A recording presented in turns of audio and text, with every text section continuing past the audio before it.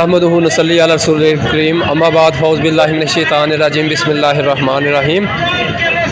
असल में बात यह है कि मेरा जो ज़ाती तजर्बा है कि हम जब स्कूल से पढ़ा के बच्चों को जाते हैं ना वापस घर, उसके बाद सरकारी मुलाजमीन जो है वो तो कुछ भी नहीं कर सकता, ठीक है ना।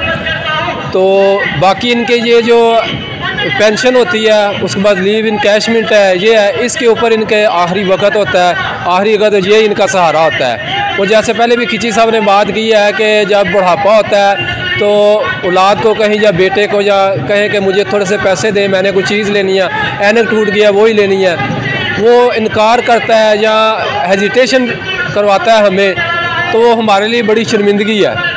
इसीलिए ये सारे लोग इकट्ठे हो रहे हैं कि ये हमारे बुढ़ापे का आखिरी सहारा है, इसमें हमें ये हक हमारा जो है ना हमें वापस करना चाहिए।